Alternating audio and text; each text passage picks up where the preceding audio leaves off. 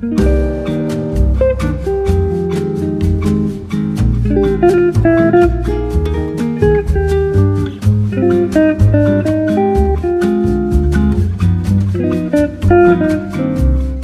guys, and welcome back to another video. So today I just want to sit down and talk about some, I would not call it New Year's resolutions, because I always know that New Year's resolutions are made to fail. That's why I just want to talk about 10 habits for women especially that I would like to focus on more this year, that I started to try to focus on already last year, but that I wanna try to focus even more. Let's see if I will be able to reach those habits. No, goals you reach, right? But anyway, it's by no means something that I wanna say people should do like this, but it's more something that I want to share with you guys that you can also get maybe inspired to. So let's get started with the first one, that I really want to focus even more this year, and I've already always been focusing a lot during my life, which is stretching. I think stretching is very important because I feel like it's something that your body will be very thankful for you as you get older when you have a basic good stretch. I'm not talking about any crazy things. I'm talking about a basic mobility. I think it's even more important than just workout. A lot of small pains and aches that you get when you get older are due to too little stretching. Simple stretches are also just like trying to have a better posture, and you can implement them during your day. You don't need to do any crazy stuff like I try to do. Especially for women, I think it's very important. I remember during my pregnancy, especially my first pregnancy, I did a lot of stretching, and I feel like I never had any major pregnancy fatigue. I think a lot of that was based on the fact that I did a lot of stretching during pregnancy, also after pregnancy, and also before pregnancy. Let's move over to the next habit that I started implementing 2 years ago, and I stopped actually during my pregnancy, but I will start now again, is to have a daily intake of electrolytes. My favorite electrolytes are those from Dr. Berg, because those are very high in potassium, which is very important. It can be a little bit tricky if you already have a low blood pressure. Potassium actually lowers your blood pressure. I just had to stop in taking too many electrolytes, especially potassium, during pregnancy, because during pregnancy usually there are two ways. Either you have too high blood pressure or you have too low, and I had too low blood pressure, and I realized it was even lower when I was taking the electrolytes. So that's why I stopped, but now I start again, and I feel it really helps me. So first thing in the morning, what I do is drink a glass of water and then drink 1 glass of potassium. Something that's left out a lot. People are always talking about probiotics and all those things, vitamins. I think electrolytes are also very important, especially if you are moving a lot. The next important habit that I would say it's more a wellness habit that not everyone has to do, but it's something that I really want to focus even more, is my skincare routine. You might think I already am so much into skincare because I have my skincare box. You can still purchase it for a few days. I don't want to really talk about that now. The thing that I really want to say is that consistency is key, and I realized that ever since I started having children, I'm not that consistent, and especially at night. I'm so tired that when I didn't wear makeup, I feel like let's just go sleep without even cleansing or putting on some night cream. I really try not to skip those things anymore, because I realized my skin was much better when I was doing it consistently. One of the habits that you might think it's a little bit strange, but I feel like it's very important when our days are very stressful, if we have to focus on so many things already, that we will stop trying to learn new things or just to learn new cognitive things. I mean, when you go to school and when you study, I feel like your brain is always working and learning something new, so you feel like it's always trained, so also you are much better with memory study and picking up new stuff. I feel like when you stop studying, you always do your routine and you always do things that you already know, that you will start losing type of cognitive skills. And that's why what I really like to do, to read non-fiction books. Now, since I don't have a lot of time to do that, I use the Blinkist app. It's actually an application that I've been subscribed to I think 3 years already, because it was even before Fanta was born and there was very much into it. I was listening to that the whole time. Now I started to listen also more to podcasts, but Blinkist is something that I really like because there all the non-fiction books, and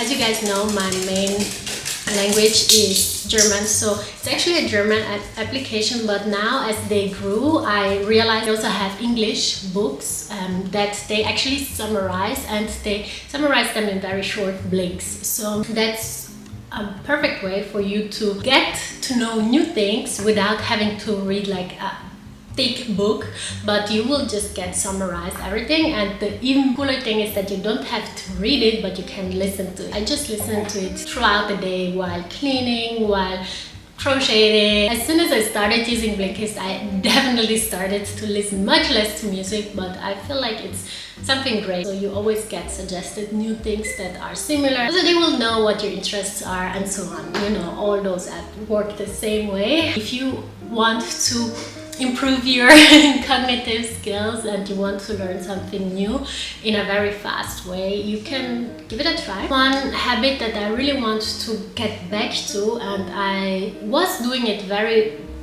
good for a long time, and then things got very stressful now, especially with baby number 2, is non-processed food. The thing that I was really successful lately was to bake my own bread. I focus on small things, like for example, when I do pasta, I always make my own sauce. Of course, I buy the tomato sauce, which is like 100% tomatoes, but I don't buy a finished bolognese sauce. It's like 100% tomatoes and 100% meat. There are many other things. So I always try to buy fresh ingredients as long as I can. I'm not at the point where I'm making my own pasta, but maybe one day, let's see. Let's jump over to the 6th habit: to have some type of self-care throughout the day, even if it's just 10 minutes, just to take the time where you do something that's only for yourself. Anything that you really like, just do it for 10 minutes. For me, for example, it's workout. I know workout sounds always like, is it that something that you really like? Before doing it, I feel like so it's not really something that I really like, but while doing it, I'm starting to feel better, and after I've done it, I feel great. So that's why for me, workout in the morning, just 10 minutes, 10 to 15 minutes, it's the best way to have time for myself, to do something that I know is good for me and will make me feel better afterwards. Healthy habit number 7. That's actually something that I was always the type of person to have some healthy relationship, and in that case I would say quality goes over quantity. I don't have many friends. The reason why is because my time is limited, because I have so many other hobbies and things that I like to do and which are done alone. That's one of the main reasons, but also a very important reason is that I want to focus on my friends. I want to have deep friendships. Some people, they don't like to go shopping alone, so that's why they want to have a friend who always goes shopping with them and stuff like this. I'm just making examples, and I don't say it's a bad thing, but this is my thing that I feel like it's very important to have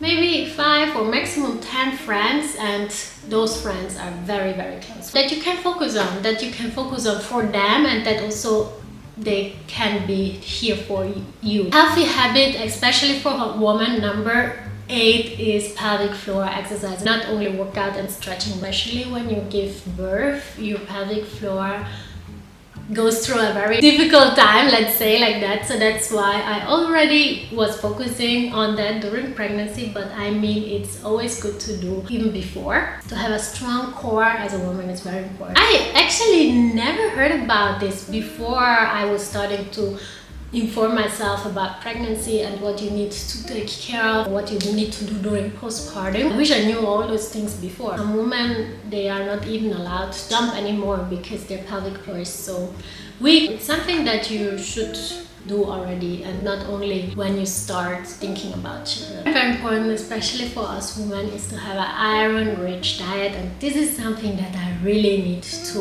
work on. Personally, I have a very low iron in my blood, let's say, and that's why I always need to take iron supplements, even more during pregnancy. And also I should never forget that during period. During pregnancy you have a double amount of blood in your body, I think so, and also during period you're always losing a lot of blood, so that's why it's always important to have enough iron in your system. But I know it's not always good to just take supplements, so that's why I really want to focus more on an iron-rich diet. It's not only meat, it's also spinach and a lot of other vegetables. Now we already reached the last habit, the habit number 10. I talked about cognitive skills, but I feel like we also need to keep doing things with our hands, or like creative stuff. People who follow my channel all know I love to do crocheting. There's one thing about taking in information, but then there's the other way where you need to put out and you need to do. Crocheting or doing any type of creation is something that helps you to stay young and to stay active up there, and to just have the satisfaction of creating something. Of course, I'm not telling you you need to start crocheting, or yes, if you want, there's a crochet channel that I have as well. No, I'm just kidding. Art, coloring, making things, making decorations, everything is there, and I feel like it's getting very popular these days, especially also here in Korea. I can see a lot of cafes, themed on handcraft, which I feel like, my hobby is not unique anymore, but yeah, that's okay. These are the 10 healthy habits for women. There are a lot of women-specific things as well inside that I want to focus on, or focus on more. Maybe there are some inspirations for you guys. And always, thanks so much for watching. Please subscribe to my channel, please like this video, and I will see you in the next one. Bye bye.